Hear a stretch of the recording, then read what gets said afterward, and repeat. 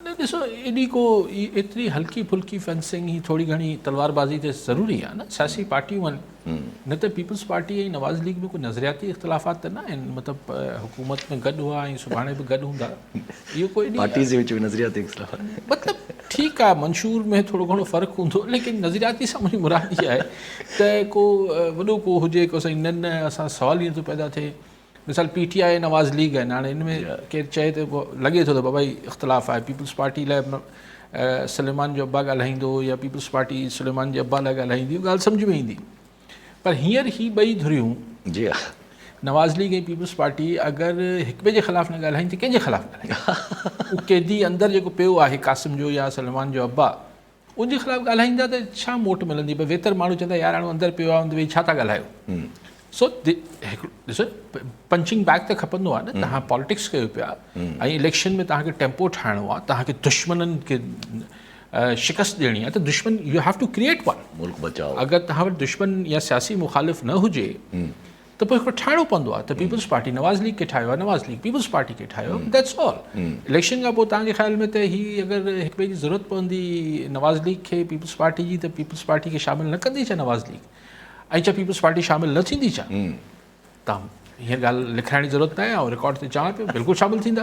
हिक ॿिए सां बिल्कुलु रियासत ऐं मुल्क ऐं क़ौम जी अज़ीम तर मुफ़ाद में ही बिल्कुलु गॾु इतिहादी हुकूमत ठहंदी अगरि ज़रूरत पई। लेकिन ज़ाहिर ही ऐं ॿी ॻाल्हि ठीकु आहे न, हिकिड़ी अगरि पाण हिन ॻाल्हि खे ऐं हिनखे नूरा कुश्ती जो नालो नथो ॾियां, ज़ाहिर आहे पीपल्स पार्टी जी ख़्वाहिश हूंदी भई पंजाब में असांखे जॻह ॾियो। नवाज़ लीग चवनि था छो ॾियूं, तव्हां असांखे सिंध में ॾियो था छा?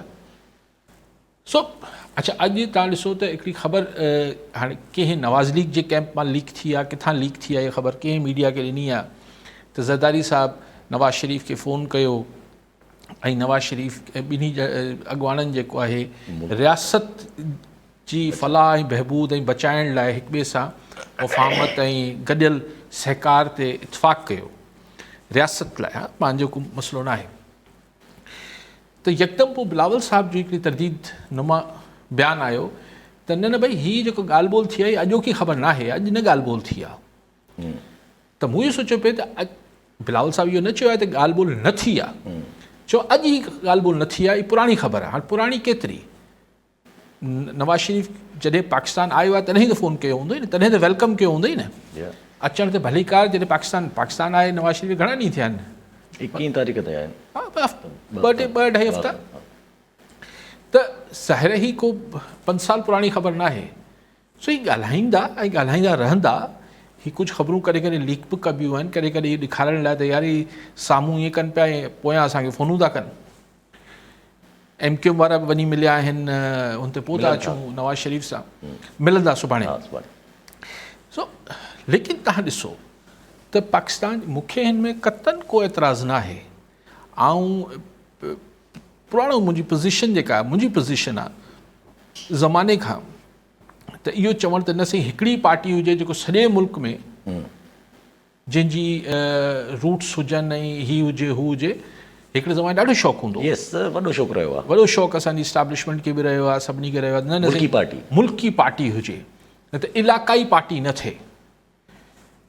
इलाक़ाई पार्टी मतिलबु इहा त पोइ ईअं थींदो त अगरि पंजाब में ऐं इस्लामाबाद में हिकिड़ी हुकूमत ठहे पई त सिंध में ज़ोरी उन्हनि जे इतिहादियुनि जी हुकूमत ठाराई वेंदी, जेको माज़ी में सिंध या बलूचिस्तान में बि इहो थींदो त हम ख़्याल हुजे ताकी चारई सूबा हुकूमती फ़ोरम ते हिकु हुजनि। इहा हिकिड़ी पुराणी हिकिड़ी काफ़ी अर्सा हिन ख़्वाहिश ते अमल बि थींदो रहियो।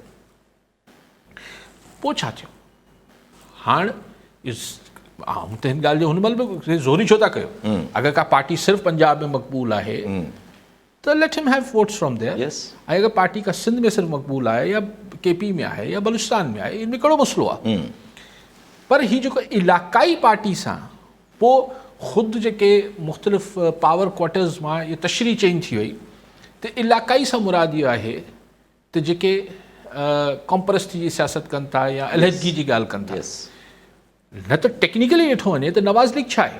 इलाक़ाई पार्टी आहे। नवाज़ लीग सिंध में किथे आहे? न आहे। ठीकु आहे। Peoples party as such Punjab में किथे आहे? न आहे। ऐं हीअ जेको चवनि पिया असीं अच्छा, सिर्फ़ु फ़र्क़ु इहो आहे त जॾहिं नवाज़ लीग चए थी त असां ईंदड़ वज़ीर आज़म नवाज़ शरीफ़ थींदो या नवाज़ लीग जो थींदो, त उनमें सोच या कार फार मां माण्हू इहे ॿुधी कंदा त हा यार इहो थी सघे थो, मेजॉरिटी पंजाब छाकाणि त मेजॉरिटी पंजाब में आहे।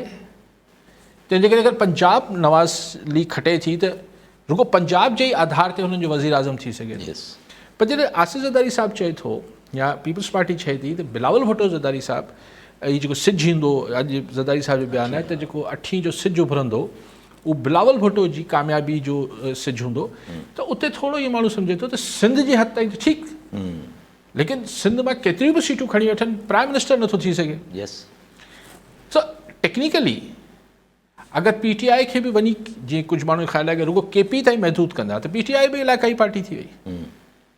सो बाप त क़ौमी पार्टी आहे, लेकिन बहरहाल आहे रुगो बलूचिस्तान में। त ॻाल्हि इहा आहे त हीउ जेको इलाइक़ाई करे असांखे केतिरा ॾहाका जेको आहे टोकूं हयूं वेंदियूं त हीअ इलाइक़ाई बात कर रहे हैं, ये इलाइक़ाई सोच है, ये इलाइक़ाई फलान है, ये इलाइक़ाई ढमकान है। हाणे त तव्हांजे वटि जेके पॉलिटिकल पार्टीज़ आहिनि सभु इलाइक़ाई आहिनि ज़रे घटि।